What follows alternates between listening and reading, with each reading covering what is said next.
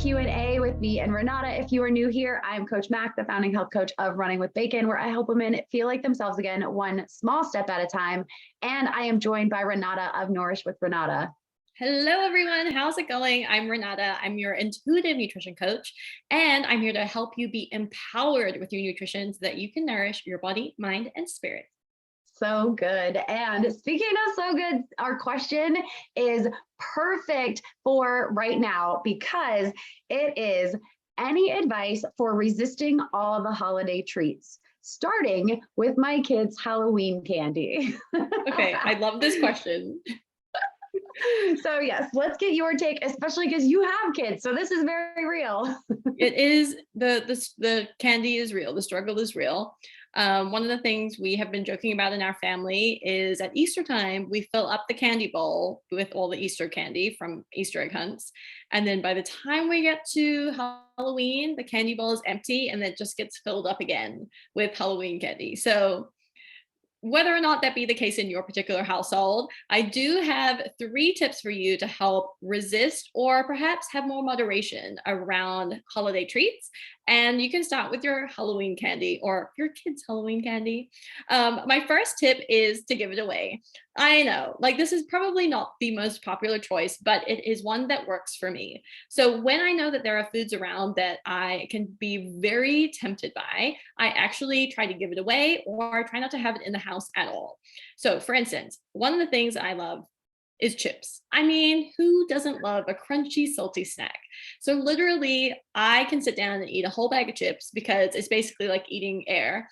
It's not terribly filling, but man, does it feel satiating because you get that crunch and you have that fat and that salt. Ah, so good.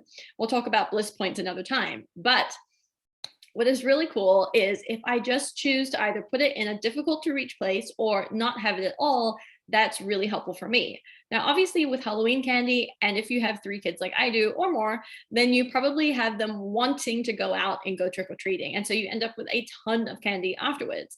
So, what I do is I often take a whole bunch of it, usually about half of it at least, and I give it away. So, previously when I worked in a corporate office, I'll take it into the office and everyone else can eat it. Not to like, we're not trying to poison them, but basically, we're just trying to like give it away so that I don't have to be the one eating them.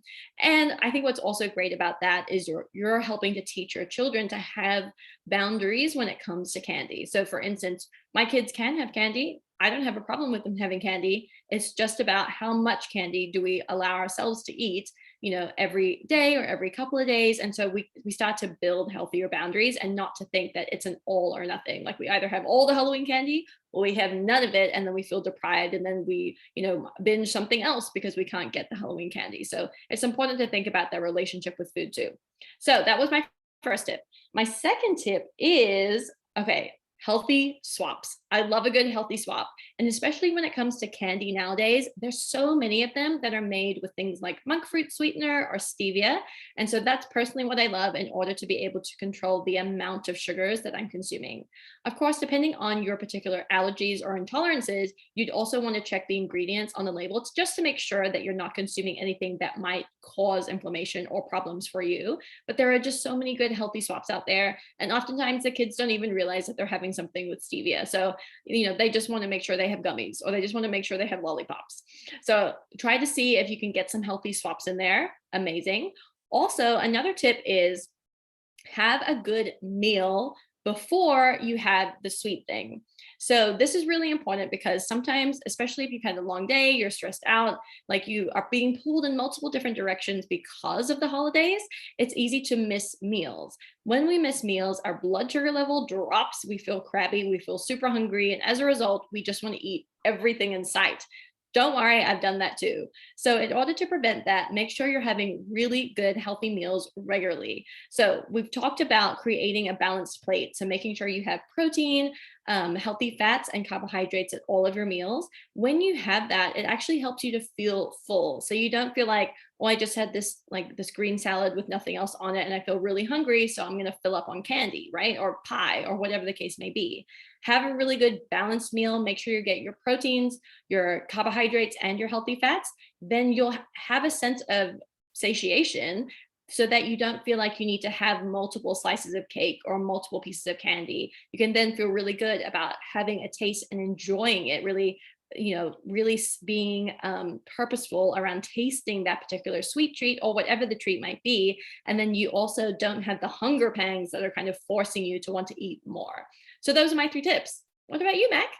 So good. And you touched on ones that I was also going to answer, or were going to be in my answer, but then some different ones as well. So really, really good. And I agree with all of them. I want to elaborate on a couple of them and maybe state it a little bit differently so that it might resonate with different people. So the first thing for the Halloween candy. So a rule that I don't have kids, full disclosure, but a rule that I have in my family and my siblings, like they have with their kids, or one of them does. But anyways, is that they get 1 piece per day. And so it's a rule, and everybody, parents too, they get their 1 piece because it's showing, like you said, having a healthy relationship with that yes, you can have it, but you're not going to sit down and eat like 20 pieces at once. We're not going to have that kind of relationship with it.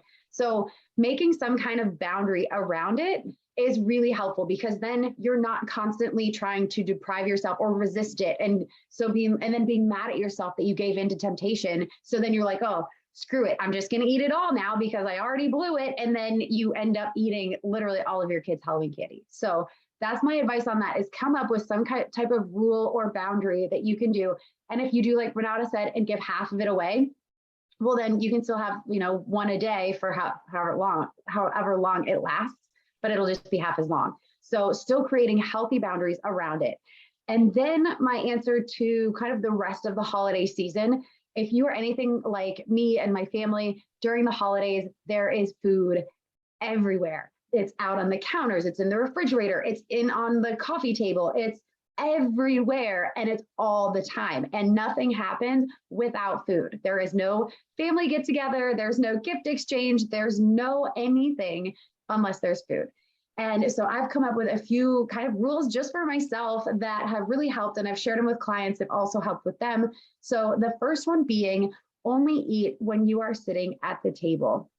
And this has become a rule for me, and again, has passed on to clients who have found it helpful, because if you, again, like me and my family, I graze. I will just walk past the table and I'll grab a Reese's cup. And then the next trip, I'll grab a cookie. And the next trip, I'll grab, like cheese and crackers. And so before I know it, I've made 100 trips and I'm full, and we haven't even sat down for a meal yet. So actually sitting down for meal times, like you said, it's really easy to miss meals in the holidays because we're busy running everywhere.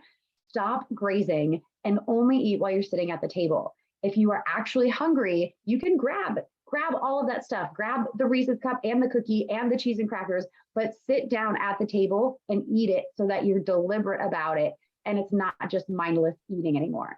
So that's number 1.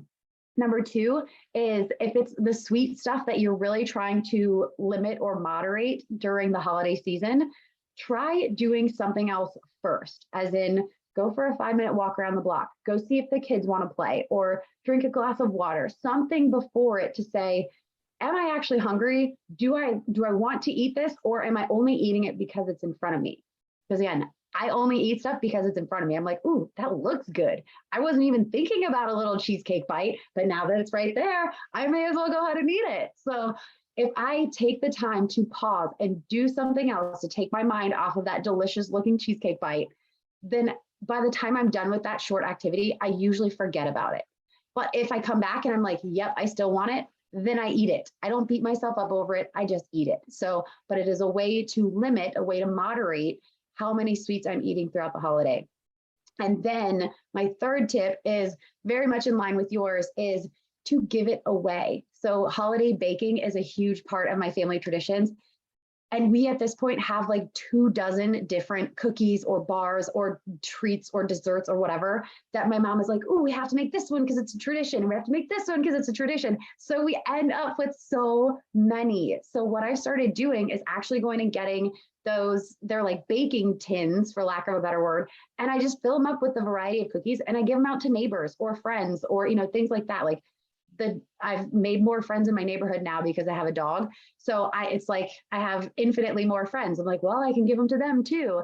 So it's just kind of a way to be friendly and spread holiday cheer and also get it out of your house so you are not tempted. So yeah, those are my tips, things that have worked for me. And again, for clients that I've passed on. And last thing, just eat it. Don't beat yourself up over it. Just eat it. If it's that good and you really want it, just eat it. So yeah. Yeah.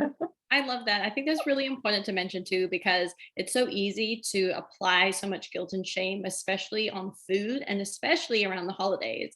So I Yeah. think what is even healthier is if you do want to have a particular treat that you might not get at other times in the year, then really enjoy it and really have a good positive connotation with it.